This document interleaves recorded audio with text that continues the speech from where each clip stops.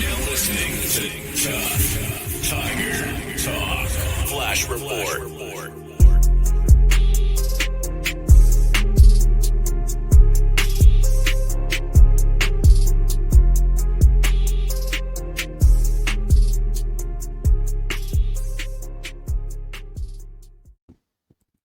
All right, shout out to the Tough Tiger Talk fam. Big Q up in this one, man. Shout out to y'all. Appreciate y'all being in this live. Please feel free to hit the like button. And this show, man, we're going to be talking about Brian Kelly. That's right, ex-LSU football coach Brian Kelly's remarks that sparked social media buzz. Shout out to LSU Tiger Wire that's discussing some of the things that we heard. And we actually got the full video or radio interview for you guys so you can hear it for yourself. He talked about several topics of discussion that really kind of pissed off a lot of the LSU family members and kind of confirmed that they did make the right decision in removing Brian Kelly as the head coach of this team. They really did. So without further ado, let's play some of the interview from Brian Kelly's remarks. Here we go. With one of the great coaches of the game, Brian Kelly, of course, from Notre Dame, most recently LSU. Coach, how we doing? Doing great. Thanks for having me on this morning. It's, when you're in, the situation that I'm in, you're finding ways to occupy your morning. So I wanted to be on the fastest growing radio show in America. So thanks for having me on. That's great to hear. We thought you lost a bet, and like and that's obviously why we got you. Great to see you, Coach. Fired up to have you, and I had a chance to call your games for quite a while now. I think everybody's kind of genuinely curious. What have you been up to now that you're not in charge of a major college football program for the first time in a long time? Well, the nice part about it is that you can really focus on what's most important. And, getting my family settled, my wife settled, our lifestyle has been such for 33 years as a head football coach. You're in a rush all the time. You're always in a hurry, right? And now being able to take some time and make sure that my family is set. I've got 3 kids that are all kind of in the business and making sure that they're settled. My daughter is an agent. She works for Athletes First. She's up in Atlanta. My son is just starting his football career at John Carroll University in Division III at Cleveland, Ohio, which I just love. I think that's where you learn how to do the laundry and learn this profession the right way. There's no NIL there. And then my son was with me at LSU in player development, and he went over to Oxford, Mississippi, and he stayed with Austin Thomas, who's the GM over there. So getting them situated and then get my wife situated. So that's really honestly been my focus because they've taken the back seat for 33 years of my coaching career. What are the emotions that you go through after, we've all been fired, all of us sitting here. It's in coaches. I think Shane Beamer said it great on the SEC documentary on Netflix when he was at South Carolina. He said he told his wife, it's not a matter of if I get fired, it's just a matter of when.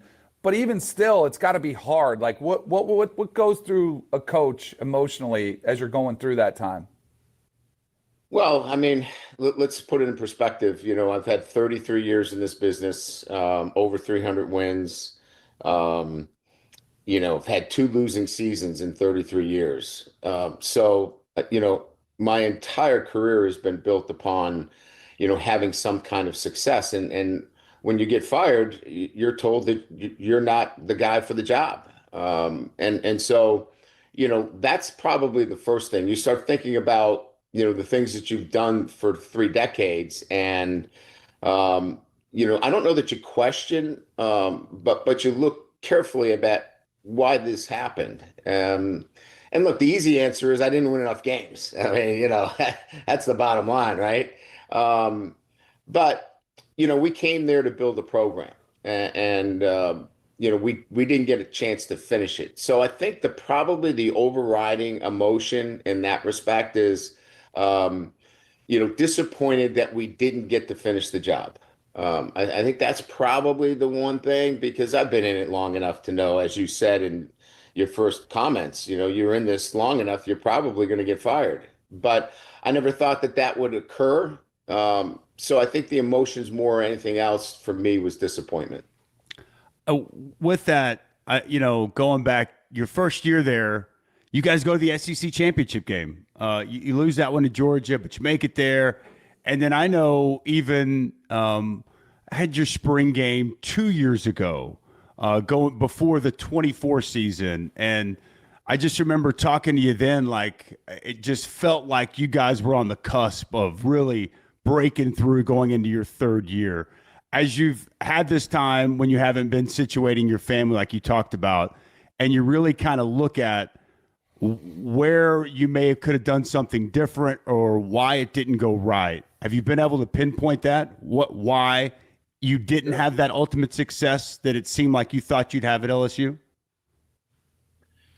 Yeah, I think continuity has always been, with change, but continuity has always been a big thing for me. And after year two, I had to let my defensive coordinator go. And, that in itself, when you go into year two and you have to do that, you have to look back on it and say, did we make the right decision leading into this? Because it required a philosophical change, a recruiting change. There's usually a lull in terms of, who you're, recruiting in the portal and things of that nature.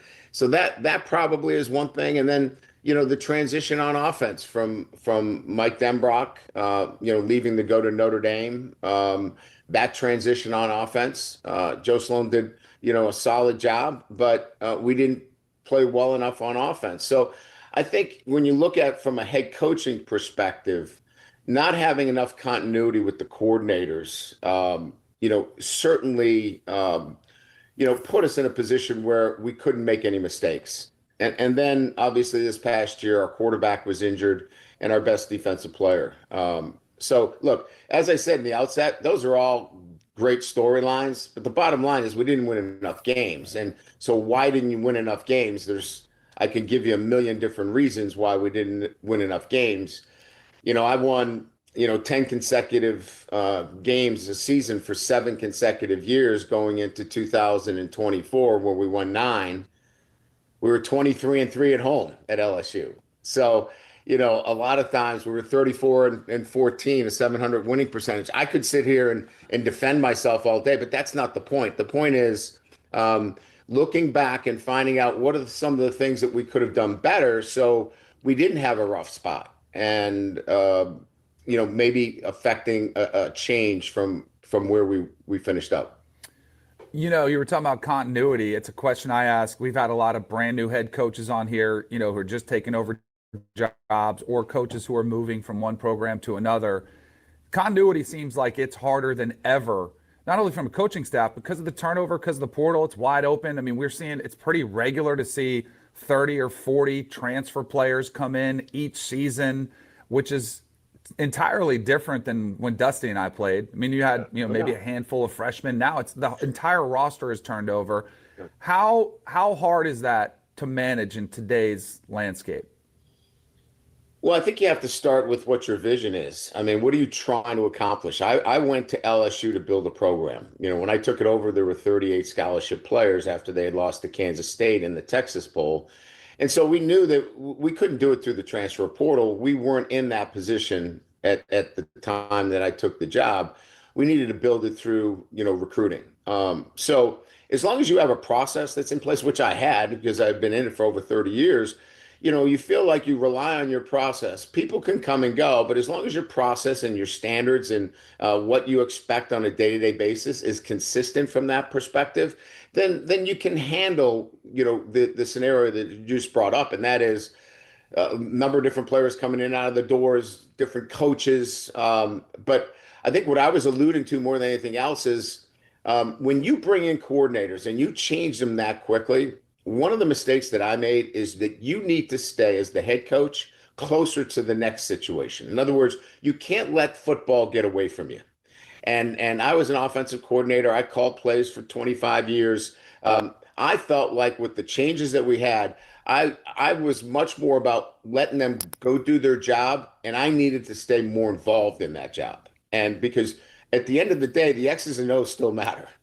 I know it's the Jimmies and the Joes, and we know about recruiting, but X's and O's matters, and you better stay close to that as well. So I think my point being is from a continuity standpoint, when you have change and turnover, you better get closer to it. You better get closer to who the players are that you're bringing in and turning over, and you better get closer to your coaches so you know exactly what's going on a day-to-day basis. I want to go back to you were talking, and it just kind of resonated with me because Brian Kelly, our guest here till 8:30 this morning, former Notre Dame LSU head coach. You're you've won everywhere. And you've won big, and you're not here to talk about all that, but it is fascinating to me that, even at LSU, you win 10 games, you guys go 9-3, and then next season, you're on the hot seat, and it doesn't start well for a variety of reasons, and you're out. What is that like? I mean, Danny played at Florida State. I played at Oklahoma. We played at very successful programs. I remember as a player, we went to back-to-back national titles. We lose the season opener. We get booed there on the field. So I kind of know as a player, but being that head coach, that pressure, knowing that you can't just win. You've got to win at the highest of high levels. What is that like sitting in that seat when you're responsible for all those people, players, coaches, everything, and that pressure to perform at the highest of level is there every single day? Dusty, Danny, you guys know this. I mean, it's just like a player, right? Pressure is a privilege, and I love that. And you, as an athlete, as somebody that played at the highest level, that's what you wanted too. You didn't want to play Middle Tennessee State, no disrespect. You wanted the big games. You wanted the pressure. You wanted that. So for me, I welcomed that. I was at Notre Dame, I was at LSU. Those are the things that I was looking for. But you focus on your process, just like you focused on your mental training and what you needed to go in to that game thinking and your mindset and being detailed in everything you do. So you get just locked in. And it's the same thing as the head coach. You focus on your process, you focus on the things that matter the most, what you can control, and let the other things kind of percolate around you. Because if you're influenced by emotions and you're influenced by the fans, you're probably not going to make that play. And it's the same thing as a head coach. I think there's a lot of similarities between the two. What's the difference in pressure at Notre Dame versus LSU? Is it different? I mean, they're elite programs. They're both, top programs. I think everybody would put them on top 10 jobs. What's the difference like? That's an interesting question. The jobs are different. I think when you look at it and you take a step back, I went to Notre Dame to bring them back to relevance. They had slipped off the map, if you will. Facilities had fallen behind. Just the love and passion for the game had slipped a bit. And that was my job. So from a pressure standpoint, you just focused on building a program and doing it the right way and being consistent and getting that program back with new facilities and indoor and the stadium and all of those things that go to, getting a program back to, elite status. So, that was different because that was like, this is the job. When I took the LSU job, it was win or go home. It was win the national championship, go home. So the pressure is different from that standpoint because you're trying to make decisions that affect winning on the field a little bit quicker than maybe you did at Notre Dame. 5 straight 10-win seasons when you were the head coach for the Fighting Irish is the way you closed it out before you took that LSU job. There's a slogan, it just means more, down in the SEC. DK loves to give me, now that Oklahoma's in the SEC, and all SEC folks. He's a homer now, Coach. He's an SEC homer. I'm a college football guy. I'm a college football guy, but some folks are haters.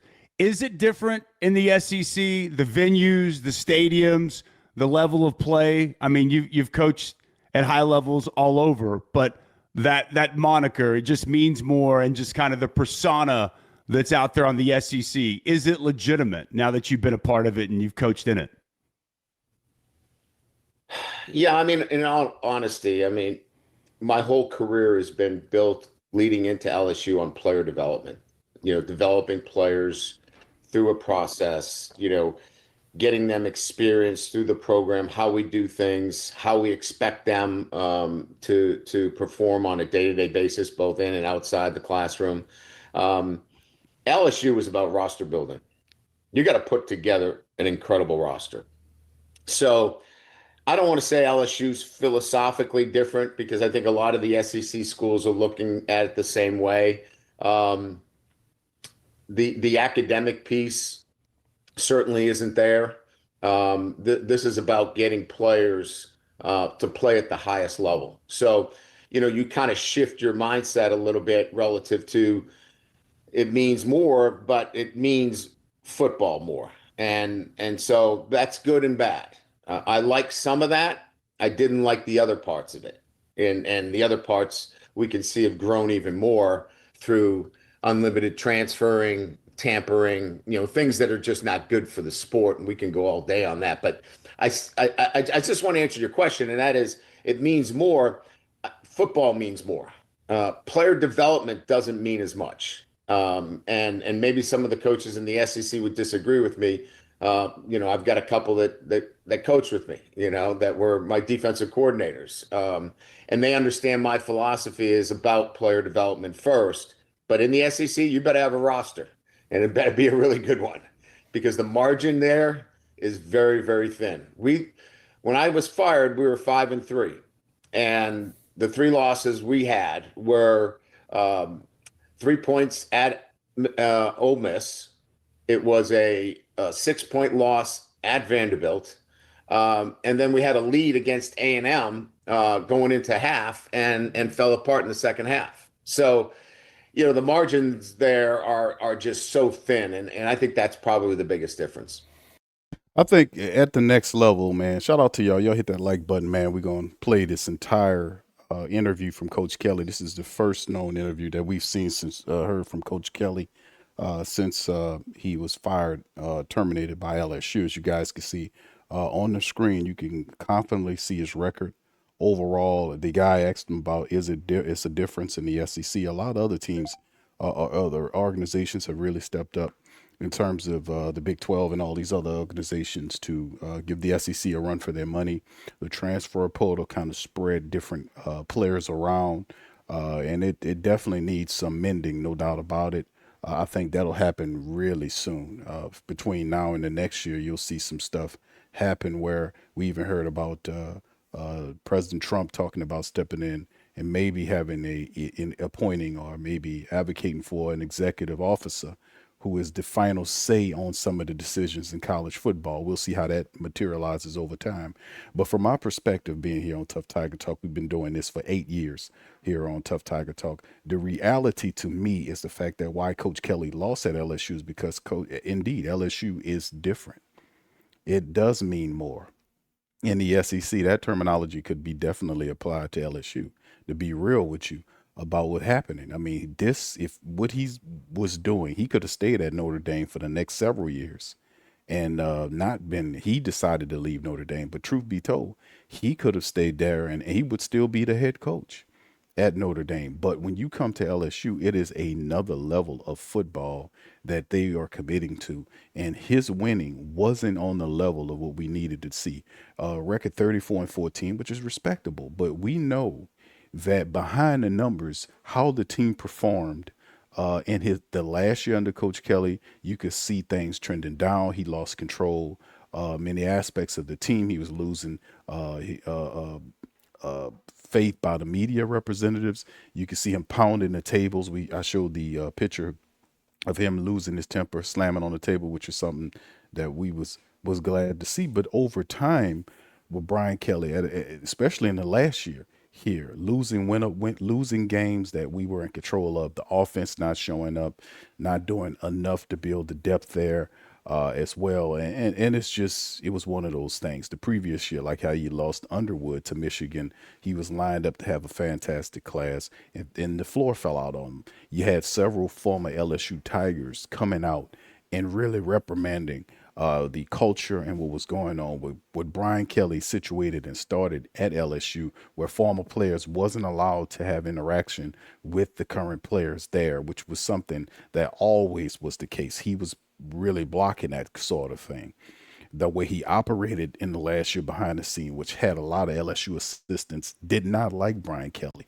They seen him as, I ain't gonna say he was aloof, but he was a guy that had his own way of doing things, and it did not mesh well with a lot of the Bayou supporters, including when he first stepped in with the fake Southern accent. That's something that Hillary Clinton did that really didn't do well. It kind of wasn't a good way to start in, but over time, that's what happened. If you're going to come down to LSU, you have to win. And that's the bottom line. We're not tolerating anything else. Like, we had a situation set up, and I always talked about this being a football factory, that LSU has the potential with all of the fantastic athletes that come out of the state of Louisiana, those nearby Mississippi, those in Arkansas and Texas. They can recruit out of just these states and dominate the college football landscape. They really could. And it starts with Lane Kiffin making the commitment to pay Lane Kiffin $90 million, spending north of $40 million in terms of the NIL deal to bring this talent here. LSU is trying to is setting up a golden era and an attempt to establish a football factory, which means multiple championships within a 5 to 6 to 7 year time frame. Or, and if not winning those championships, in the talking for those. Because even if at LSU, I promise you, as a diehard supporter of my LSU Tigers, a lot of the faithful want to win championships, but at the same time, if we're not, we're competing for them, meaning that we're there and we're just missing out here or there. That'll be good for us to be in the talking because we know how good we are. But somewhere along the line, Kelly thought this was just another job, and he got his issue. No doubt about that. All right, we're just getting warmed up. Coach, we warmed you up enough. We're buttered you up. I'm ready to go now. Now we're ready to go. Stride out a little bit. That's right. We'll take a quick break. We'll come back. More with Brian Kelly. Keep it right here, College Sports Radio. Good morning as we take you into the final weekend of the regular season in college basketball. We've already got conference tournaments underway, and they will be fully underway coming up next week. The end of the regular season is here. Not a ton of drama. We do have some rivalries and some jockeying for position as it relates to seeding. Some teams still on the bubble, needing 30 to 8:30. Cannot wait to catch up with Coach Kelly. Should be a lot of fun. We can officially make it. Darius and Ryan, our producers, they made that little remix for us coming back. But, that's when I thought of, like, when you're a coach and you go to the SEC, and they start dissecting your dialect, and it's all of a sudden it goes viral, and that's all everybody talks about. I was like, oh, this is probably when for you it kind of hit like, oh, this is a lot different than Notre Dame. Again, different. They're both high pressure, but it's just the attention that is on it. But at the basketball game, when you did, and people were dissecting, your dialect, your terms there. What was your reaction to the reaction when everybody's kind of losing their mind? Well, I think it was probably the blowback from leaving Notre Dame. I think that had a lot to do with it. And so if there was any opportunity there to be a slip up, I was going to feel it. Right. And so I think just from a bigger picture, I think leaving Notre Dame, going to the SEC, like I say, pocket car and have it. Yeah. I mean, I got a Boston accent when I really get in stressful situations. So for me, it wasn't a big deal because, I kill the English language on a daily basis.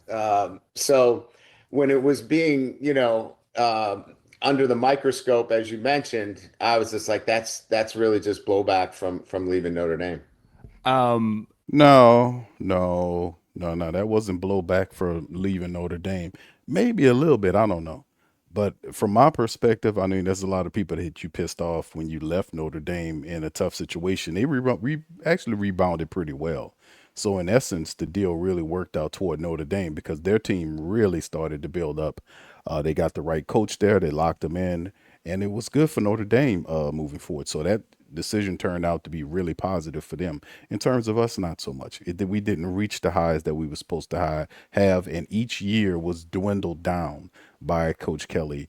He could not maintain that. Now, outside of this fake accent that he was using, he tried to do the Boston accent. No, he was trying to use some Southern drawl stuff, and we've seen politicians do that. That's a politician tactic that they use to try to speak the language of the people they pandering to. It was a pandering technique, and it didn't go over well with the Bayou family members, with the Tough Tiger Talk and LSU family members. We don't like to be pandered to. We don't like all of the fake stuff. Just be yourself. Just talk how you talk and do what you're supposed to do. But I think that's what really insists a lot of people, because that's a technique that politicians use. We've seen Hillary Clinton use it. We've seen politicians use that. The other lady who was running for president, she did the same thing. It really is not something that bodes well with a dedicated and smart support base, and that's what really rubs some of the supporters the wrong way when he tried to use that. We've had some fun with it, and thank you for allowing us to have a little fun with it with you this morning. Danny is in Baston. I love that Northeastern accent. You got to give him some recommendations on where he's going to the Garden tonight. He's taking him to the Garden. He's going to Celtics. He's in Copley Square. I mean, to me, I'd go to Legal Seafoods.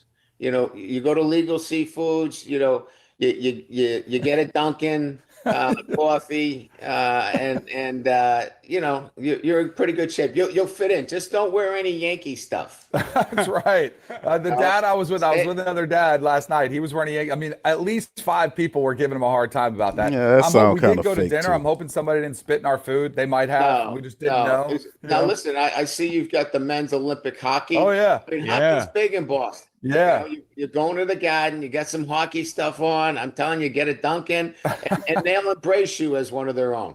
Yeah, exactly. They definitely will. When you get the job in the SEC, I'm curious, is there a group text that started, like a group chat that, like, I don't know if Greg Sankey says, "Hey, welcome Brian Kelly, the new coach." Is it a Nick Saban? Is there sort of a godfather of coaching who puts you on that? Like, how do you guys communicate? I've heard about this, but I don't know if it's a reality.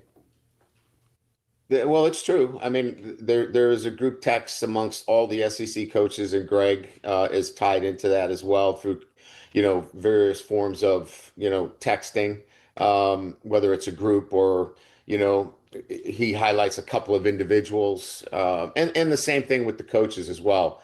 It's a pretty strong fraternity. I think in this business, we all feel like we're sharing, the success and the difficulties at the same time. So that does exist. And everybody was great. I mean, there's no doubt that, the support that I had was real, and it was genuine. And the same thing when I was fired, from Greg Sankey to, the head coaches in the league. But, sometimes, as we all know, those decisions are made by others, and the situation at LSU got very complex, right? There were a lot of people that were involved.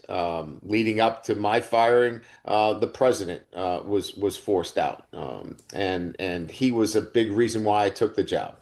Our senior associate athletic director, our athletic director, the chair of the board is now gone. So, there was bigger things going on. So even though you have guys that are, talking to you and staying in contact, that there are things that are just out of your control. They cleared the room because of the Brian Kelly situation. And the reality is the old AD Woodard was fired a large part because of the failings of Brian Kelly. And listen, you want to talk about the boosters, the diehard supporters and the boosters that's really running this stuff here.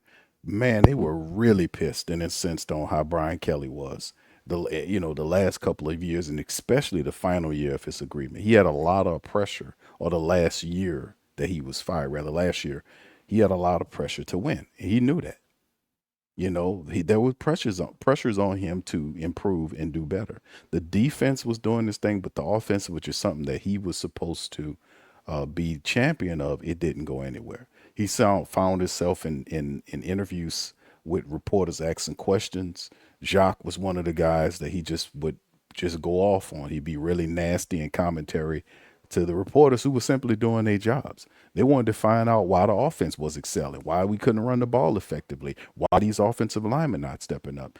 And his commentary with a lot of those games was sometimes you're not going to throw for 100 yards. Sometimes you're not, sometimes the defense is going to help you win games, stuff like that.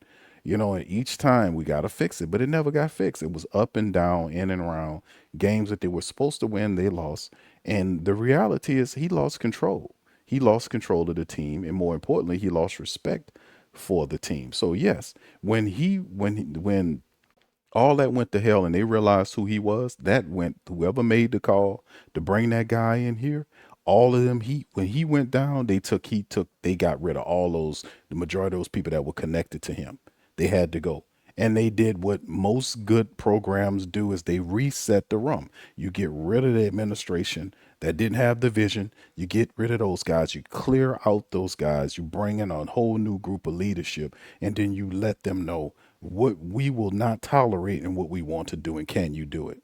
And LSU did that. They not only at one time they were in court, kind of dealing with, or had some legal issues, rather, well, I should say, with Brian Kelly about the money, but ultimately, when it was all said and done, LSU just decided to pay him the $50+ million to get his ass disconnected, and then lock in with the $90 million 7-year deal with Lane Kiffin to make him the coach. And then Kiffin then pays all of his assistant coaches, coordinators, all this kind of stuff, give them hefty bonuses to come back to join LSU. Then the NIL money, 40 something odd $million to put together the most expensive college football team in the history of the game. So what kind of results will that yield? Time will tell. But this is why Kelly is on the outs. This is why he's on his outs. When he failed, a lot of people went down with him. Speaking of coaching fraternities, the coaching fraternity lost an all-time great a couple of days ago. Lou Holtz passed away, national championship coach at Notre Dame. I'm curious, your time there with the Fighting Irish, how much interaction did you have with Coach Holtz, and maybe your relationship with him? It was constant. I think in most instances, Lou would tell you that he'll give you his opinion, but he's not going to give you advice. And I think what he meant by that is that he would share his experience of sitting in that chair of being the head coach at Notre Dame. And he was pretty consistent with that. He got involved in some things. We struggled my first year with triple option at Navy. We actually lost in my first year to Navy. And I remember him coming back and sitting down, and I said, "Hey, Coach, you've had great success." And he drew up on the board how he felt like you should defend it. So he could get involved in any facet. The thing that separated him was his incredible love and generosity towards Notre Dame. Remember now, he was forced out. Rest in peace to Lou Holtz. But he loved Notre Dame so much that he gave of himself and money to a level that is unprecedented for anybody. And so, I'm fortunate enough to be, invited to the ceremony because I think he meant so much to so many that came at LSU. Let's not shortchange Cincinnati. I mean, Coach Kelly was phenomenal. Let's give some love to Cincinnati too. Yeah, Coach Kelly's our guest. How about that? I mean, I don't know if people remember, you won 10, you won 11, and your last year at Cincinnati, you were 12-0. What was that period like for you there as head coach of the Bearcats? Oh, I loved it. First of all, we loved it. Our family grew up there. We were only there 3 years, but just a great community. Our kids, went to school there. It felt like the best place at the time. And, again, everywhere I've been, there was no an eye towards another job. Like, I had no idea Notre Dame was going to come calling. I was at Cincinnati. Listen, when I got there, Bob Huggins was king. I mean, it was a basketball school. They didn't even listen. The first game we played there, I'll give you a quick story. There was nobody sitting at midfield, nobody on our side, and we're playing the game. After the game, I asked the AD, "What the heck's the deal?" He goes, "Oh, well, to buy a season ticket for basketball, you got to buy a season ticket for football too." I was like, that's how we do this. Okay. So the next week I bust in kids and sat on the 50-yard line, because it needed to look better. And then, I don't think the media was on board. We did our first media day and like 2 media members showed up. So it was so, I think, exhilarating because we took a program that was certainly seen as the stepchild. And by year 3, we were an inch away from playing a national championship. So it was a really fun ride. You said you didn't have your eyes on Notre Dame, like you weren't, looking around. How does that unfold? Like, because we've had a lot of coaches and we've talked a lot about the calendar where, and we saw more coaches fired before, October 15th than we've ever seen before in the sport. So some of these conversations start happening behind the scenes. How do you balance that as a head coach? It's hard because, look, the calendar's not right for you either. You're with your team. And look, you don't control those decisions. Just like I didn't control getting fired, I felt like we had work to do and we were on a pace to get to where we needed to get to. I don't have that control. You don't have the control in the hiring process either. I know coaches get beat up all the time, but when an AD says, listen, you got to come now because you got to hold this class together.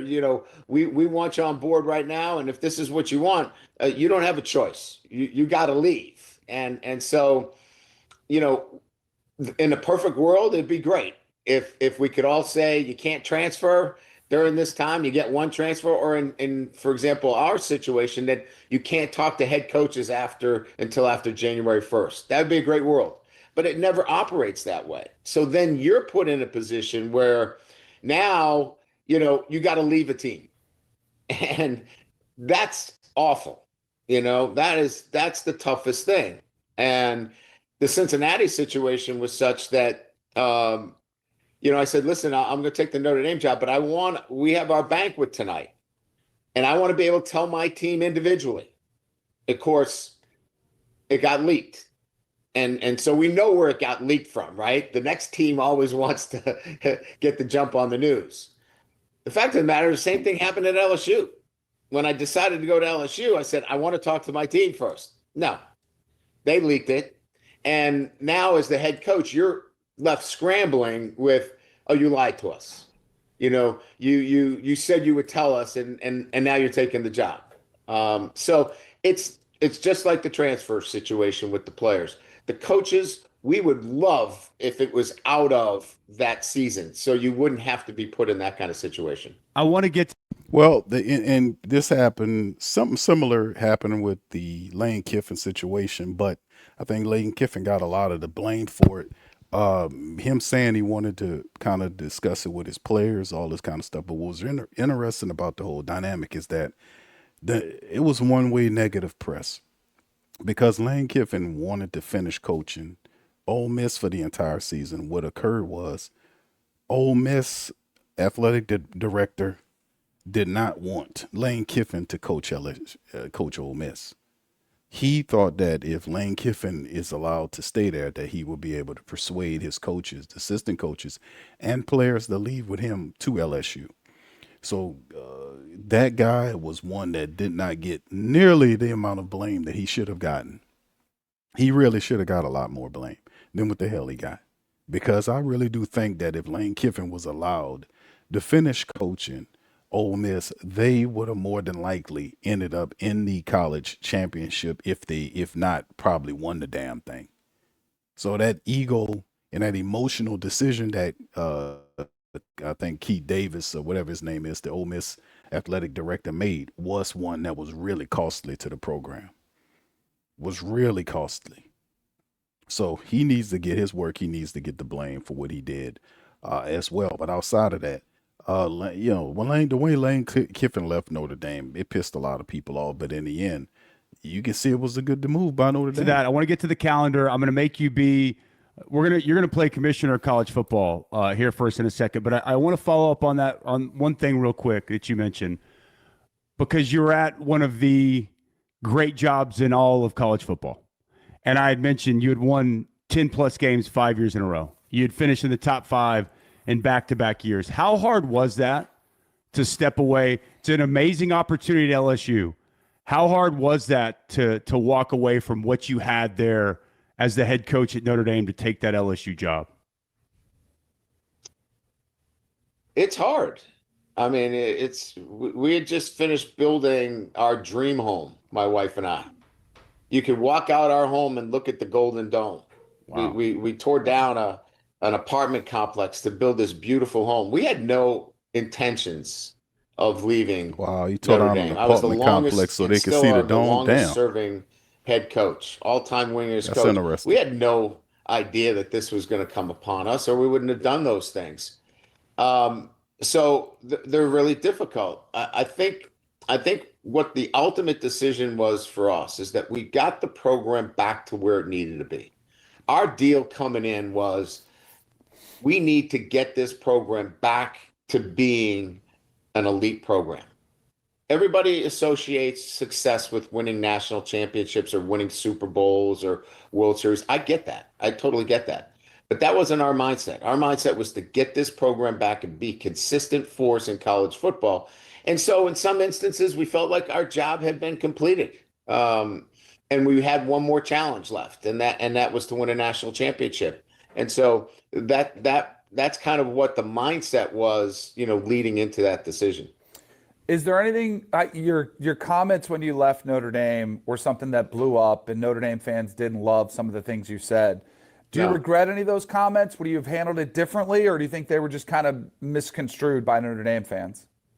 Well, it's Danny, and you guys know this, right, Dusty? This is all context, right? And so you can take what I said in any form or context and then provide the right kind of answer that you want. What I said is that I would never leave Notre Dame unless I could go to a place to win a national championship. I never said you couldn't win a national championship at Notre Dame. But when you say something like that, the context of I was answering the question relative to, what school would you go to? I would only go to a place where I felt like I could win a national championship. It wasn't, I'm leaving here because I can't win a national championship at Notre Dame, but it certainly was taken that way. Man, come on, man. That's what it is. If you're the head coach at Notre Dame and you're winning games and you're building a program, and then you mysteriously all of a sudden, because it took Notre Dame by absolute surprise because it was late in the hiring cycle, and then it surprised the hell out of a lot of supporters of LSU that we were able to get Brian Kelly after this whole situation. And if you are Brian Kelly and you building a team doing all this kind of stuff, y'all building up in Notre Dame, and then ultimately you really surprise people by bolting to the SEC to LSU, you are pretty much telling Notre Dame that they're not in championship consideration. For you to jump from one program to a whole nother program and then come in and say, we're here to win championships, that is telling the people that you're leaving that they can't. I mean, what are you talking about? The sleight of hand with the commentary is ridiculous. People are not stupid, and it wasn't about context. They read it right. They read it right. When you decided to leave Notre Dame to come to LSU, you told in the press conference that it was about championships, that I'm coming to LSU to win a championship, which told Notre Dame that they were not going to win any championships by your actions. You didn't have to say anything. Your actions spoke louder than whatever these words you're saying now. So you can see Brian Kelly with the little sleight of hand and a little deception in the wordplay. Those people read it the correct way. So context is important. I think the people that were in that interview with me clearly understood what I was talking about. But as you guys know, like you say something on the radio, it's, nobody's there. They don't hear the lead up questions. They don't hear the follow up questions. And they use the context that they want to sell their narrative. There's only one way to read that, Kelly. And oftentimes in this only business, one way to read that, man. Come on. Things get lost in translation. And then, you get a soundbite, a clip, a quote, and you go and run with it. And it's not even the reality, but then it becomes people's reality. And then they perceive that how they want. Brian Kelly. Hey, bro, listen, man, stop playing games, man. The people are not stupid. They know what he said. By balding to a whole nother program like he did, and then when he steps into it and say he's here to win championships, is letting the program he knew know that they weren't winning any championships or weren't capable of winning championships with him as the lead. Because if he was, he wouldn't have left them to come to LSU if it was about winning championships. So there's no need. That's not a lost in translation situation. That wasn't misinformation. That wasn't misconstrued information.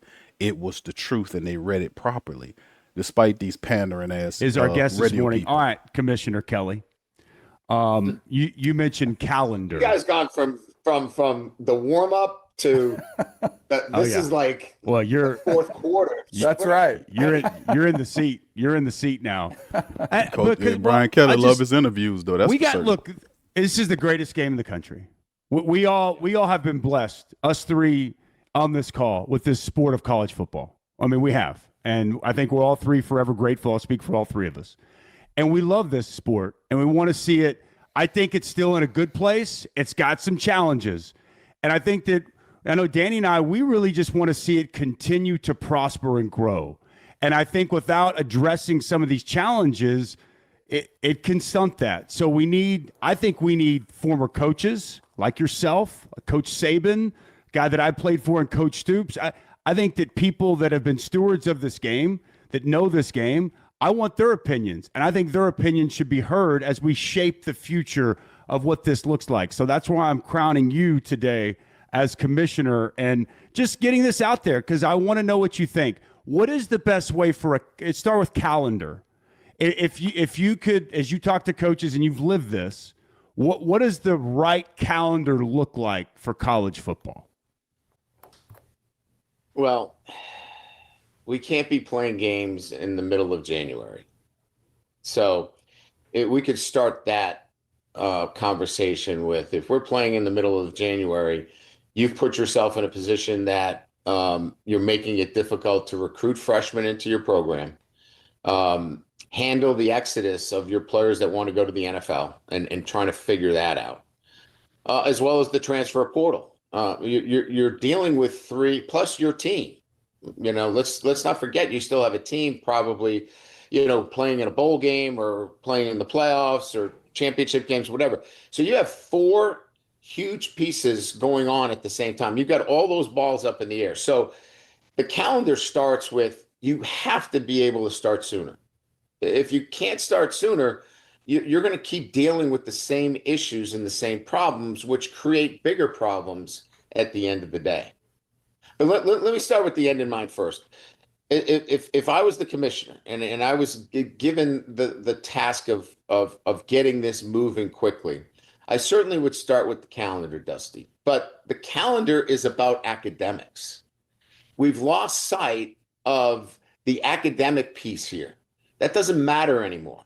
And so I challenge the presidents of all the universities that are part of this to wake up.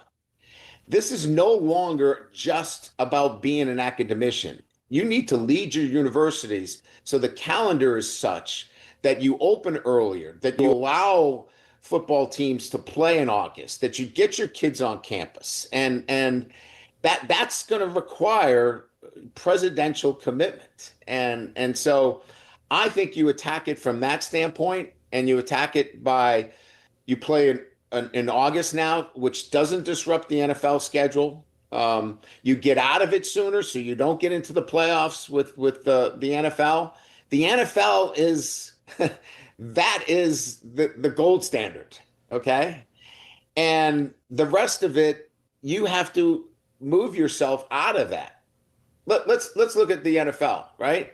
They have employees, collective bargaining, and they have rules and regulations. We have no employees, we have no collective bargaining, and no white paper. There's no rules or regulations. The NFL is the gold standard, and we're doing it our way. Without those three things in place, you can see we got a lot of work to do. And I think that's why we're in the mess that we're in. Is like no one's taking the lead. No one wants. Everyone's trying to. Everybody has ideas like we're kicking around now, but no one comes up with a solution. The early signing day in December. Do you think coaches would trade moving it back? Because I think like the NFL, you have the championship, then you have the draft process and free agency which happen after the season. Would that be something coaches would trade off? Because I know a lot of coaches like the early signing day so they can get the players in January. Would they trade that to get a more structured calendar, do you think? So they don't have to have all this whirlwind in this short window? Yeah, it just depends on what institution you're at, Danny. Look, the transfer portal. The biggest issue with the transfer portal, other than the multiple transfers, is tampering. Right? But who does tampering affect? Does it affect LSU, Georgia, Alabama? Not really, right? But does it affect Cincinnati? Yeah, it does. It affects so many schools. So depends on what coach you're asking as to what is the most important issue. Can we move it out in December? Would that be helpful to many programs? Absolutely. Especially if you live in the Northeast and there's snow on the ground and you want to bring somebody in and it's warmer weather. Yeah, if you pull the SEC coaches and you pull the Big Ten coaches, they'd say, SEC, we love it in December. The Big Ten would go, hey, let's do it later when it's nice in the spring and we bring somebody on campus then. So there's so many, as you said, there's so many issues here. Somebody's got to take control. It starts with the presidents.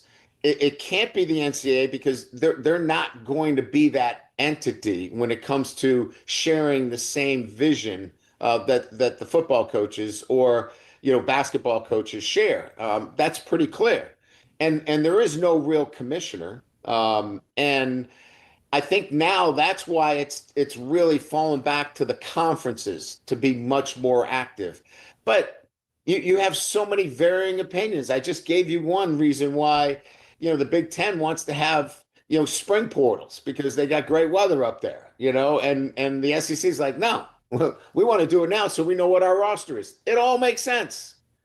But you need I think, the presidents to get involved in this. So everybody's on the same page and says academics is the most important thing. We're going to change the calendar, move the calendar to where it needs to be, and then we'll start addressing one by one all of the collateral problems that college football has. And again, and I agree with Dusty, college football is not in a bad place. The revenue is ridiculous. Like, I don't even know how LSU's doing it, right? They're paying Lane Kiffin, whatever. They're paying me. That's crazy. That shouldn't happen. But it is because the money is out there. So the problems are real, but college football is still in a pretty good place. It's in a great place. And they're paying a $40 million roster, by the way, down there. I mean, maybe a little more. Yeah, maybe a little bit more. If you want to tell us how much more, we'd love that. With that being said, more than 40, I'll tell you that. Over 40. Wow, I'm not surprised. There go Kelly letting it go, man. And this is one of the things that a lot of people kind of picked up on about what he was kind of talking about, throwing a little shade back at LSU in terms of what he estimates they're paying. And LSU is paying him his settlement as well. And the 50-something odd million dollars that they owe Brian Kelly going forward, just to remove him out of the matrix, the $91 million, a 7-year deal for Lane Kiffin and various staff members. And LSU is spending a lot of money, but we'll see how it all hammers and works. But this is an attempt for him to kind of throw a little shade at the team. They are spending how much money and this kind of thing. Just move on, Kelly. Just move on and do your thing, man. Don't worry about what they spend. The contracts. As long as you're getting your money. I got it. Gosh, I got so many things I want to ask you here. But Danny and I look at what are these? We've never seen one. But it's like, are they even forcible? Like how, like a contract you sign, as we know, we saw it play out, that's enforceable. You sign a contract. I mean, it's very cut and dry. These NIL contracts, how flimsy are they? Because it doesn't seem like they have, if you sign a multi-year deal, it's not really a multi-year deal. We're seeing that with Darian Mensah, with him going from Duke to Miami. I'm curious from your perspective when you're signing these contracts, like, how do you know that they even what they're signing and what you're agreeing to with them actually is going to be worth the paper it's written on? Yeah, it's a great question, and it's probably one of the reasons why I lost a little bit of contact with the football end of things, is because I was intimately involved in all of this, and I did it because I felt like my entire career everything was centralized around the head coach. I made decisions on the rosters, the scholarships, all of those things. The buck stopped with me. I made all those decisions. I decided not to go to the NFL because I didn't want to go to a decentralized process where you have a director of player personnel, you have a GM, you have ownership, you have all these other hands. I didn't want to do that. And so I got involved in the contracts. I got involved in all those things. And here's what I would tell you. The revenue sharing piece through the university is much more enforceable because you have the conference backing you up. That is a much more enforceable contract. The third-party NIL is very, very difficult to enforce because you're really in a third-party situation where nobody has come down hard on those. They put in NIL Go. It takes 3 weeks to get a decision out of NIL Go. They have 6 full-time employees. I mean, they're all good people and they're well-intended, but you can't wait when you're negotiating, for Mansour Deland to make a decision on, where I'm going to go for NIL Go to come up with a decision. You got to know in 24 hours. That ain't happening. So the contracts are sloppily written or quickly written, and it is what it is. My answer to your question would be, there are some enforceable contracts when they're backed up by your conference, and that's the revenue share piece, the house settlement, if you will. The NIL contracts it's a wild, wild west show. Wild, Wild West, indeed. That's Brian Kelly, our guest. I agree with him on for that. One more segment. I didn't even mention the fact that, as we saw in that SEC doc, you've got players being represented by the same agent that you have. I can only imagine the interesting dynamic that creates as Coach Kelly shakes his head in the Zoom. Another show. And hopefully we get another show with you. You've been fabulous. We got one more. I do want to ask you about, when we get back, what the future looks like for you. We'll do that when we return. It's Dusty and Danny. It's Dusty and Danny. At this point, hopefully not the last time we get a chance to chat and hang out with Coach. And that's where I want to start here as we close out our final segment with you. What do you want to do? Do you still want to be a college football head coach? Yeah, I mean, I don't know that I've made the decision that I want to get back in as all the things that we've talked about. I'd want to see some changes, but I think while you wait, you need to work, and so I need to stay in the game. So my first order of business is this next 2-3 weeks. I'm going to be visiting some places to see spring ball, get a chance to see some things relative to the football side, the operational side. Some of the things that we talked about today with NIL and transfer and calendar, and get a temperature in the spring for some things. I want to do that in the fall too. I want to get out and look, I got 4 former assistant coaches that are head football coaches in the NFL. I've got 4 Power 4 assistant coaches that we're close to. I want to get around and see their program, see how they're doing, get a sense of where I can grow. And I can be better. And so that's really my focus right now. And then if the right situation, comes about and I'm ready, I'm certainly going to entertain that. Love that. When you said, like, the NFL has collective bargaining, it has employees, it's got, structure in place, it's got a commissioner. Are we closer to that? Or are we closer to going back to where you were saying the presidents need to get involved, the academics involved? A lot of coaches, some are probably the schools more so, and the athletic directors are asking Congress to get involved. What do you think's the more likely outcome down the road? And maybe it's 10 years down the road. Maybe it's a while down the road. I don't think it's one or the other. I think it's a little bit of both, Danny. I think, look, to be able to present to campuses throughout the country geographically, that your student athlete is an employee is a hard sell. I mean, unions are involved. It changes, your campus, and that's why I think the presidents have to be involved, because these are big decisions that universities are going to have to make if they go in that direction. Similarly, if they change the calendar, the presidents need to be involved. The days of them saying we're just worried about our faculty and the academic piece are over. College football is too big of a business that influences those universities on a day-to-day basis. Why? Because they've decided to get in the game. Ask Indiana. Indiana is in the game because they anteed up. They decided to get in. And so I think it's a little bit of both. I don't think it's one or the other. I don't think it's like everybody's an employee, right? Or, we're going to go the other way and the president's going to take this over. I think it needs to be a little bit of both, and Congress has to have some action as well.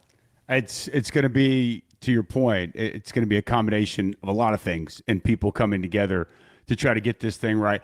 I do believe the president's actually meeting on this today with a big group of people. March the 6th. We're also in conflict with Iran right now, so I don't know exactly if that's still going to be on the docket, but there is at some point going to be a big conversation with a lot of different people. You don't put all the presidents in one room in Iran. We know that. Yes, that's right. The good part about it is this has filtered to the presidential level, and they know that this is no longer an athletic problem. This is a university decision that needs to be made. And so I think that's important. I think the Congress piece, in terms of how they can be involved, they all know. Listen, we asked Congress, I was with Nick in the House chambers on 2 occasions. We asked them to do too much, and that wasn't going to pass. And because a lot of this can, obviously come down to, where your votes are. But we can ask for small pieces. And I think that's, in answering your question, Danny, I think that's where this is going to end up. I know you said you want to stay involved with the game and you're open to a lot of different things. Hey, we're here all the time, every day, 6 a.m. to 9 a.m. Anytime you want. Put them on the spot, next time you come on, we can actually talk ball. We can talk ball. We can. As long as it's not Tuesdays and Thursdays garbage day. My wife, I got to get the big change is you go from this big shot to all of a sudden a note that's left on the dresser. Make sure you take the garbage out. Yep. So listen, I am totally deflated. I know my place now. So if you guys find an opening for me, I'll make myself available as long as it's not garbage day. We would love to have you a part of the show as much as you'd be willing and able to be a part of it. You are in Naples, which is a beautiful place. They've got some great golf courses. Are you getting a chance to play some golf? I know you've also got the boat and you're cruising around. What are you doing in your downtime to have some fun there in beautiful Naples, Florida? Yeah, what are you doing with all the $50 million settlements you got from 350 rounds of golf all through here, and drinking in my office. The thing they didn't know is I have a torn left rotator cuff that I suffered in the Florida game on the sideline. I got hit by an offensive and defensive lineman, and it tore my rotator cuff. That's a shot at Matt Moscona. I've been rehabbing mostly. Listen, beautiful golf courses, great community. You can boat. Again, and you guys know this. You're 90 minutes to the East Coast too. If you want to be in, Palm Beach, if you want to be in Miami, it's just a great destination. Yes, it is. And you've been great and gracious with your time this morning, Coach. An absolute pleasure. I seriously hope we get a chance to do more of this. And just don't take our job, please, because we got kids, we got to pay for college. I'm not. I'm you love to be on the radio. Anything they pay me would be free. You're fabulous at this, much like being a coach. Enjoy your weekend, and we'll talk to you again soon. Thanks so much for this morning. All right, guys. Good talking to you. Have a great day. All right, that was the entire interview from Coach Kelly. As you guys heard, it's him kind of talking about LSU and the information that he talked about on the back end, where they talked about Matt Moscona sharing information that he was drinking and playing a lot of golf at LSU. And that's his little knockback at him for it. But he didn't pull that out of nowhere. A lot of people thought that's what he was doing. This whole thing about him tearing his rotator cuff and all this kind of stuff, we didn't know nothing about it. He kind of released that in this particular interview. But the bottom line is simple. Regardless of what has been going on with Coach Kelly, the end result was what you've seen. His record as a LSU coach, 34-14, was somewhat decent. But look at that versus AP ranked teams. 5-11 will get you fired at LSU. You can't be 5-11 against ranked AP teams if you're talking about competing for championships. That's not going to help. So, but this is one of the things that we talked about, dealing with Brian Kelly. And as you heard, yeah, he loves to hear his own voice and where he's talked to himself. But this is the entire interview. Y'all put in the comment section what y'all thought, what y'all heard from this interview with Brian Kelly. I'm just happy we entering a new administration where we see Lane Kiffin take over the program. Indeed, there is a lot of money LSU is putting up. His contract, his assistants' contracts, the NIL money. LSU's making some major moves because they're serious about winning a college football championship this year and beyond. When you give Lane Kiffin, one of the brightest minds offensively speaking in the game, a 7-year agreement, they're looking to get 3 championships out of the 7 years he here and compete at a higher level the remaining years. You know, we hope that, what I want to get is kind of get out of it what we seen Alabama got out of Nick Saban when he kind of left LSU to go to the pro game for 2 years, then went back to SEC with Alabama and the championships that he was able to bring with them. So hopefully we could be able to get multiple championships out of Lane Kiffin, who has not yet won one as a head coach. So that's what we're more impressed with. But in terms of Brian Kelly, what are y'all guys' thoughts on Kelly and this interview? Y'all feel free to chime in the section below and let me know, because I know y'all got something to say.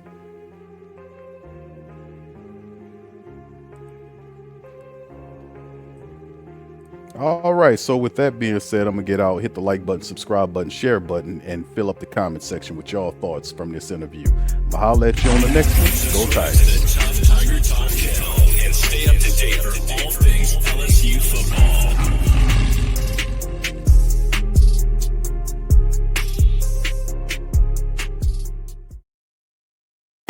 Whether you're catching up on Saints news at Jackson Square, checking Pelicans scores in the Garden District, or staying updated on LSU while grabbing coffee in the French Quarter, there's one place that keeps you connected to everything that matters in our city. From Bourbon Street to the Superdome, from Preservation Hall to the Riverfront, New Orleanians are staying in the know with thehootetdaily.com.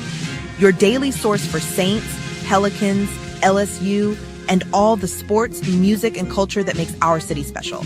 At work downtown, at a game in the Dome, or just relaxing by the Mississippi, wherever life takes you in the Big Easy, you can stay connected. Because when you're from New Orleans, you don't just live here. You stay in the NO. That's stay in the know. Visit thehootetdaily.com and never miss what matters most to Who Dat Nation. Welcome to the Pro Shop, where we create authentic NOLA-inspired clothing for men, women, and children. From Saints jerseys to Pelicans gear, everything's crafted right here in New Orleans. Whether you're shopping the Pro Shop, the Pel Shop, or the Pro Shop Kids, we've got your whole family covered with genuine merchandise that represents our city's spirit. Check for links in the description section below or in the chat.